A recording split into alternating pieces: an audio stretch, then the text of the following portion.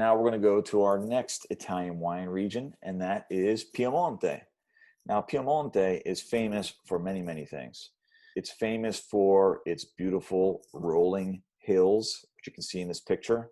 Its borders are made of the Alps mountains, snow-covered mountains, which gives this beautiful nature-esque contrast of snow and the other lands changed by season.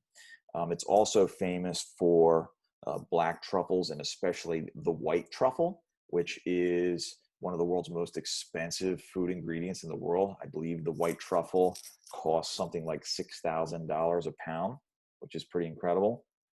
And the region is also famous for its wines.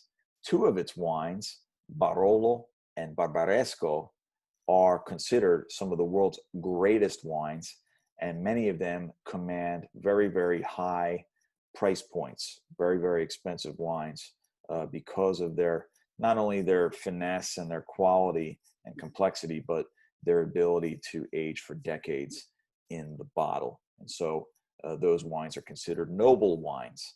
But today I want to share with you what I call the people's wine in Piemonte.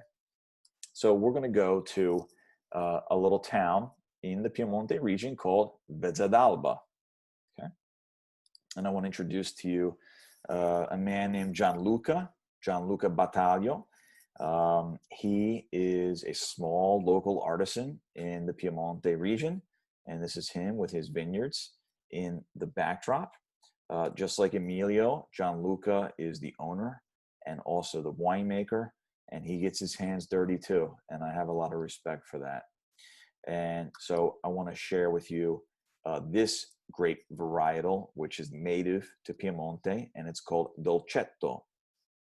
Now, Dolcetto is what I call the people's wine because, for one, it's a very cost-efficient wine. They typically drink this varietal fresh, meaning within the first 3 years after the harvest. So it's meant to be drunk young and fresh, and it pairs easily and beautifully with just about anything that you put at the dinner table. And so when you're in Piemonte and you're in a local person's house who happens to be a wine drinker, guaranteed there is Dolcetto on the table. And so this is 𝐦𝐿𝐵𝐞 Battaglio's Langhe Dolcetto, and it's 100% Dolcetto. It's 12.5% alcohol, 12.5%. And it's light to medium bodied, super juicy, super smooth.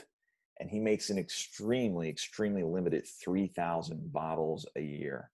3,000 bottles. It's really like nothing.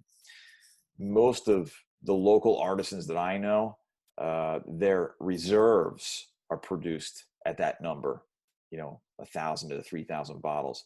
And this is 𝐦𝐿𝐵𝐞's what we call entry-level wine. This is sort of the most cost-efficient wine, shall we say.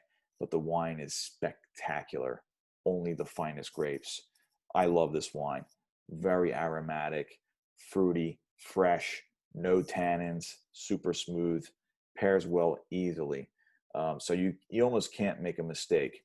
But this is a great red wine to transition into. Let's just say like in August, you've been drinking tons of white wines because it's 100 degrees outside. This is a great red wine to switch into for September, October. And I paired it with basically a batch of roasted autumn vegetables. So you got to get your veggies in, right?